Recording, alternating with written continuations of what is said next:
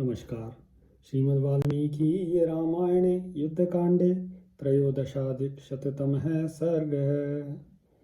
इति प्रति समादिष्टो हनुमान् मारुतात्मजः प्रविवेश पुरीं लंकां पूज्यमानो निशाचरः। भगवान श्री राम का यह आदेश पाकर पवन पुत्र हनुमान जी ने निशाचरों से सम्मानित होते हुए लंकापुरी में प्रवेश किया। प्रविश्य च पुरीं लंकाम् अनुज्ञाप्य विभीषणं ततस्तेनाभ्य अनुज्ञातो हनुमान वृक्ष वाटिकाम। पुरी में प्रवेश करके उन्होंने विभीषण से आज्ञा मांगी। उनकी आज्ञा मिल जाने पर हनुमान जी अशोक वाटिका में गए। संप्रवेश्य यथा न्यायं सीताया विदितो हरिः ददर्श मृजयाहीनां सातंगाम रोहिणीमिव। अशोक वाटिका में प्रवेश करके न्यायानुसार उन्होंने सीता जी को अपने आगमन की सूचना दी। तत्पश्चात निकट जाकर उनका दर्शन किया। वे स्नान आदि से हीन होने के कारण कुछ मलिन दिखाई देती थी और सशंक हुई रोहिणी के समान जान पड़ती थी। वृक्षमूले निरानंदाम राक्षसीभिः परिवृताम निवृतः प्रणतः प्रव्य सोऽभिगम्याभिवाद्य च। सीता जी आनंद शून्य हो वृक्ष के नीचे राक्षसियों से घिरी बैठी थी। हनुमान जी ने शांत और विनीत भाव से सामने जाकर उन्हें प्रणाम किया। प्रणाम करके वे चुपचाप खड़े हो गए। दृष्ट्वा तमागतं देवी हनुमन्तं महाबलं तुष्णीमास्तदा दृष्ट्वा स्मृत्वा हृष्टा भवत्तदा। महाबली हनुमान जी को आया देख देवी सीता उन्हें पहचान कर मन ही मन प्रसन्न हुई, किंतु कुछ बोल न सकी, चुपचाप बैठी रही। सौम्यं तस्याः मुखं दृष्ट्वा हनुमान् प्लवगोत्तमः रामस्य वचनं सर्वम् आख्यातुम् उपचक्रमे। सीता जी के मुख पर सौम्य भाव लक्षित हो रहा था। उसे देखकर कपिश्रेष्ठ हनुमान जी ने श्री रामचंद्र जी की कही हुई सब बातों को उनसे कहना आरंभ किया। वैदेही कुशली रामः स सुग्रीव लक्ष्मणः कुशलं च सिद्धार्थो हतशत्रुं मित्रजित। विदेह नंदिनी श्री रामचंद्र जी लक्ष्मण और सुग्रीव के साथ सकुशल हैं। अपने शत्रु का वध करके सफल मनोरथ हुए उन शत्रु विजयी श्री राम ने आपकी कुशल पूछी है। विभीषण सहायेन रामेण हरिभिः सह निहतो रावणो देवी लक्ष्मणेन च वीर्यवान। देवी विभीषण की सहायता पाकर वानरों और लक्ष्मण सहित श्री राम ने बल विक्रम संपन्न रावण को युद्ध में मार डाला है। प्रियमाख्यामिते देवी भूयश्च त्वां सभाजये तव प्रभावाद् धर्मज्ञे महान् रामेण संयुगे लब्धोऽयं विजयः सीते स्वस्था भव गतज्वरा रावणश्च हतः शत्रु लंका चैव वशीकृता। धर्म को जानने वाली देवी सीते, मैं आपको यह प्रिय संवाद सुनाता हूँ और अधिक से अधिक प्रसन्न देखना चाहता हूँ।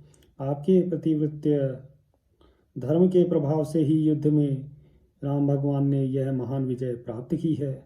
अब आप चिंता छोड़कर स्वस्थ हो जाएं। हम लोगों का शत्रु रावण मारा गया और लंका भगवान श्री राम के अधीन हो गई।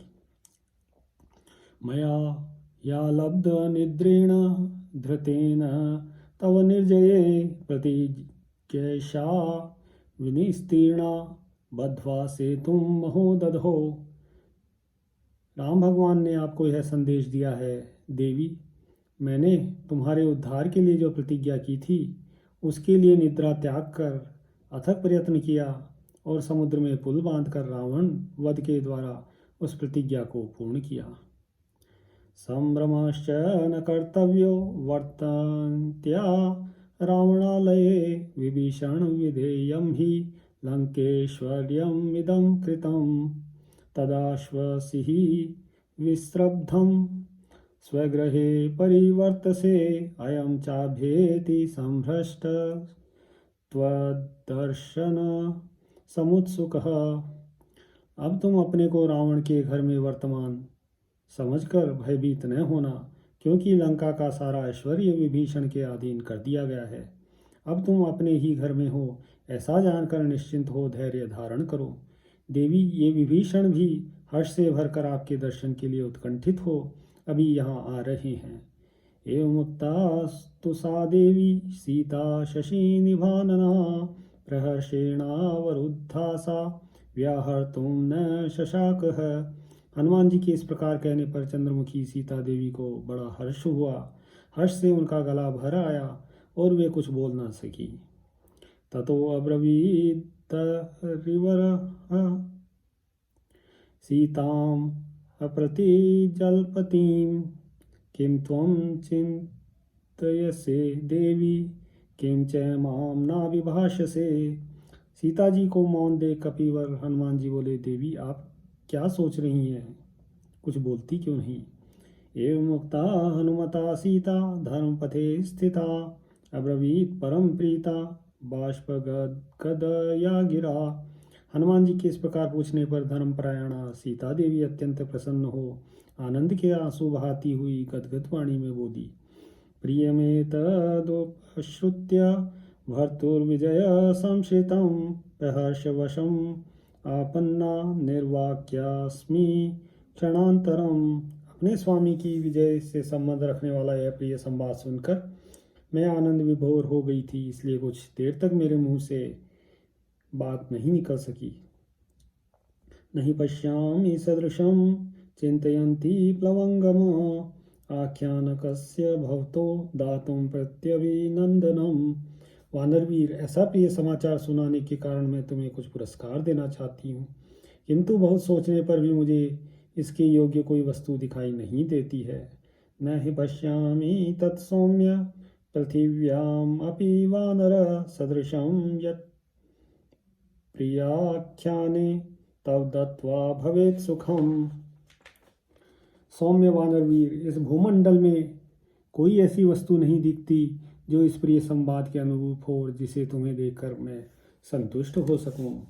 हिरण्यं वा सुवर्णं वा रत्नानि विविधानि च राज्यं वा त्रिषु लोकेषु एतन्नार्हति भाषितम्। सोना चांदी नाना प्रकार के रत्न अथवा तीनों लोकों का राज्य भी इस प्रिय समाचार की बराबरी नहीं कर सकता। एवमुक्तस्तु वैदेह्या प्रत्युवाच प्लवंगमः प्रगृहीतांजलिर्हर्षात् सीताया प्रमुखे स्थितः। विदेह नंदिनी के ऐसा कहने पर वानरवीर हनुमान जी को बड़ा हर्ष हुआ। वे सीता जी के सामने हाथ जोड़कर खड़े हो गए और इस प्रकार बोले, भर्तुप्रिय हिते युक्ते भर्तुर्विजय कांक्षिणी स्निग्धम एवं विधम वाक्यम त्वमेवाहस्य निंदिते। पति की विजय चाहने वाली और अपने पति के ही प्रिय एवं हित में सदा संलग्न रहने वाली सीता देवी, आपके ही मुंह से ऐसा स्नेहपूर्ण वचन निकल सकता है। तवेतद्वचनं सौम्ये सारवत् स्निग्धमेव च रत्नौघाद् विविधाश्चापि देवराज्याद विशिष्यते। सौम्य, आपका यह वचन सारगर्भित और स्नेह युक्त है, अतः भांति भांति की रत्न राशि और देवताओं के राज्य से भी बढ़कर है। अर्थतश्च मया प्राप्ता देवराज्यादयो गुणः हतशत्रुं विजयिनं रामं पश्यामि सुस्थितम्। जब मैं देखता हूँ श्री रामचंद्र जी अपने शत्रु का वध करके विजयी हो गए और स्वयं सकुशल हैं, तब मैं यह अनुभव करता हूँ कि मेरे सारे प्रयोजन सिद्ध हो गए। देवताओं के राज्य आदि सभी उत्कृष्ट गुणों से युक्त पदार्थ मुझे मिल गए। तस्य तद्वचनं श्रुत्वा मैथिली जनकात्मजा ततः शुभतरं वाक्यम उवाच पवनात्मजम्। उनकी बात सुनकर मिथिलेश कुमारी जानकी ने उन पवन कुमार से यह परम सुंदर वचन कहा, अति लक्षण संपन्नम माधुर्य गुणभूषणम बुद्ध्या राष्ट्रंगया युक्तम त्वमेवार्हसि भाषितुम। वीरवर, तुम्हारी वाणी उत्तम लक्षणों से संपन्न, माधुर्य गुण से भूषित तथा बुद्धि के 8 अंगों से अलंकृत है। ऐसी वाणी केवल तुम ही बोल सकते हो। श्लाघनीयो अनिलस्य त्वं सुतः परम धार्मिकः बलं शौर्यं श्रुतं सत्वं विक्रमो दाक्ष्यम् उत्तमं तेज क्षमा धृति स्थैर्यं विनीतत्वं न संशयः एते चान्ये च बाहवो गुणास्त्वय्येव शोभनः। तुम वायु देवता के प्रशंसनीय पुत्र तथा परम धर्मात्मा हो। शारीरिक बल, शूरता, शास्त्र ज्ञान, मानसिक बल, पराक्रम, उत्तम दक्षता, तेज, क्षमा, धैर्य, स्थिरता, विनय तथा अन्य बहुत गुणों से सुंदर गुण केवल तुम्ही में एक साथ विद्यमान है, इनमें संशय नहीं है। अथोवाच पुनः सीतां संभ्रांतो विनीतवत प्रगृहीतांजलिर्हर्षात् सीताया प्रमुखे स्थितः। तदनंतर सीता के सामने बिना किसी घबराहट के हाथ जोड़कर विनीत भाव से खड़े हुए हनुमान जी पुनः हर्षपूर्वक उनसे बोले, मास्तु खलु राक्षस्यो यदि त्वम् अनुमन्यसे हन्तुम् इच्छामिथा सर्वा यावेस्त्वं तर्जिता पुरा। देवी, यदि आपकी आज्ञा हो तो मैं इन समस्त राक्षसियों को, जो पहले आपको बहुत डराती धमकाती रही हैं, मार डालना चाहता हूँ। क्लिश्यन्तीं पतिदेवां त्वां शोकवनिकां गतां घोररूप समाचारः क्रूरः क्रूरतरेक्षणः इह श्रुता मया देवी राक्षस्यो विकृताननः असकृत परुषैर्वाक्य वर्धन्त्यो रावणाज्ञया। आप जैसी पतिव्रता देवी अशोक वाटिका में बैठकर क्लेश भोग रही थी और ये भयंकर रूप एवं आचार से युक्त अत्यंत क्रूर दृष्टि वाली विकराल मुखी क्रूर राक्षसियाँ आपको बारंबार कठोर वचनों द्वारा डांटती फटकारती रहती थी। रावण की आज्ञा से ये जैसी जैसी बातें आपको सुनाती थी उन सबको मैंने यहाँ रहकर सुना है। विकृता विकृताकारा क्रूरा क्रूर कचेक्षणः इच्छामि विविध घटति हंतुम मेतः सुदारुणः। ये सब के सब विकराल विकट आकार वाली क्रूर और अत्यंत दारुण हैं। इनके नेत्रों और केशों से भी क्रूरता टपकती है। मैं तरह तरह के आघातों द्वारा इनका वध कर डलना चाहता हूँ। राक्षस्यो दारुण कथा वर में तत्प्रयच्छ में मुष्टिभिः पाशनिघातैश्च विशालैश्चैव बाहुभिः जंघा जानुप्रहारश्च दन्तानां चैव पीडनः कर्तनः कर्णनासानां केशानां लोचनस्तथा नित्पात्य हन्तुमिच्छामि तव विप्रियकारिणीः एवं प्रहारैर्बहुभिः सम्प्रहार्य यशस्विनी घातये तीव्ररूपाभिः याभिस्त्वं तर्जिता पुरा।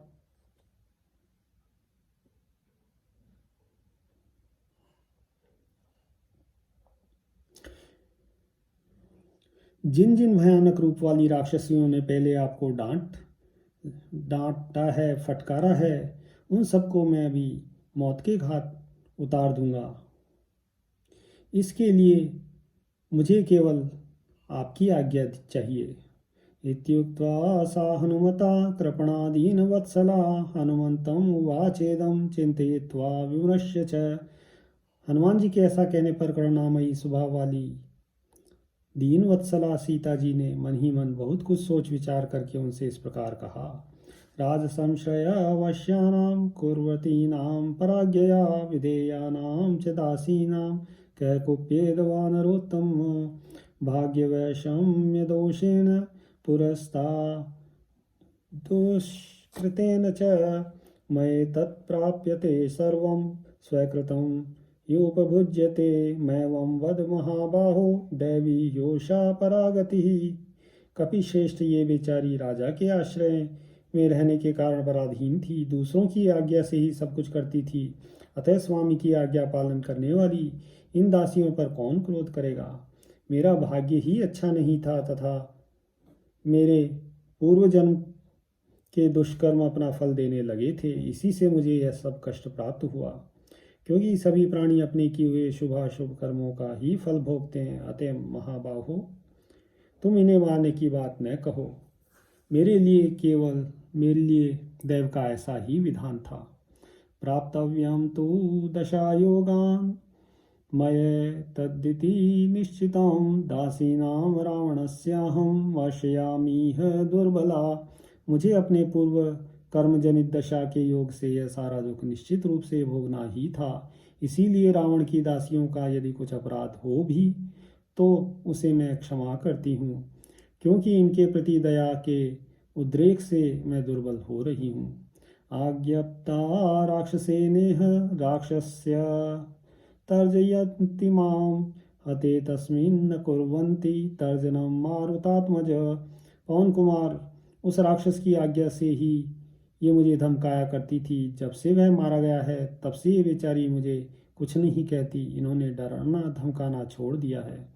अयं व्याघ्र समीपे तु पुराणो धर्म संहितः ऋक्षेण गीतः श्लोको अस्तितं निबोध प्लवंगम।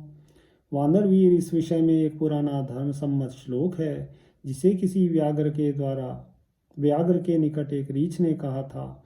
वह श्लोक मैं बता रही हूँ, सुनो। न पर पापमादत्ते परेशां पापकर्मणां समयो रक्षितव्यस्तु संतश्चरित्रभूषणः। श्रेष्ठ पुरुष दूसरे की बुराई करने वाले पापियों के पाप कर्म को नहीं अपनाते हैं।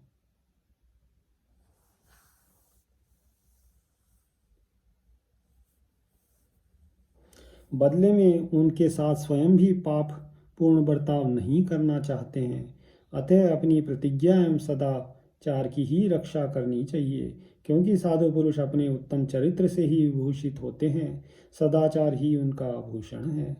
पापानां वा शुभानां वा वदार्हाणां थापि वा कार्यं कारुण्यम् आर्येण न कश्चिन्नापराध्यति। श्रेष्ठ पुरुष को चाहिए कि कोई पापी हो या पुण्यात्मा अथवा वे वध के योग्य अपराध करने वाले ही क्यों न हो, उन सब पर दया करें, क्योंकि ऐसा कोई प्राणी नहीं है जिससे कभी अपराध होता ही न हो।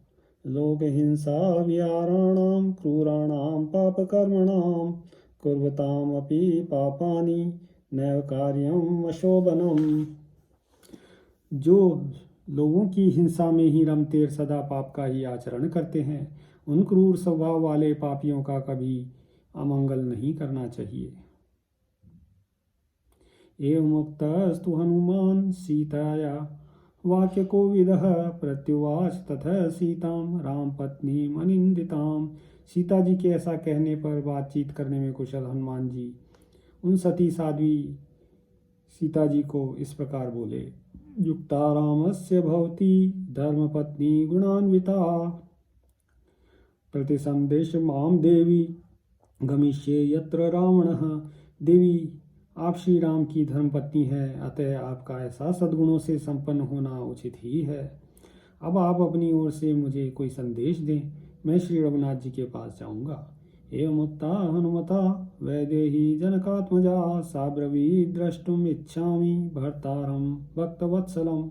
हनुमान जी के ऐसा कहने पर विदे नंदिनी जनकराज किशोरी बोली, मैं अपने भक्तवत्सल स्वामी का दर्शन करना चाहती हूँ। तस्यास्तद् वचनं श्रुत्वा हनुमान मारुतात्मजः हर्षयन् मैथिलीं वाक्यम् उवाचेदं महामतिः। सीता जी की यह बात सुनकर परम बुद्धिमान पवन कुमार हनुमान जी उन मिथिलेश कुमारी का हर्ष बढ़ाते हुए इस प्रकार बोले। पूर्णचंद्र मुखम रामम द्रक्ष्यस्य लक्ष्मणं स्थितं मित्रं हत्तामित्रं शचीवेन्द्रं सुरेश्वरम। देवी, जैसे शची देवराज इंद्र का दर्शन करती हैं, उसी प्रकार आप पूर्ण चंद्रमा के समान मनोहर मुख वाले उन श्री राम और लक्ष्मण को आज देखेंगी, जिनके मित्र विद्यमान हैं और शत्रु मारे जा चुके हैं। तामेव मुक्त्वा भ्राजन्तीं सीतां साक्षादिव श्रियम् आजगाम महातेजा हनुमान यत्र राघवः। साक्षात लक्ष्मी की भांति सुशोभित होने वाली सीता देवी से ऐसा कहकर महातेजस्वी हनुमान जी उस स्थान पर लौट आए जहाँ श्री रघुनाथ जी विराजमान थे। सपदि हरिवरस्ततो हनुमान प्रतिवचनं जने केश्वरात्मजायाः कथितम् अकथयद् यथा क्रमेण त्रिदशवर प्रतिमाय राघवाय। वहाँ से लौटते ही कपिवर हनुमान जी ने देवराज इंद्र के तुल्य तेजस्वी श्री रघुनाथ जी से जनकराज किशोरी सीता जी का दिया हुआ उत्तर क्रमशः कह सुनाया।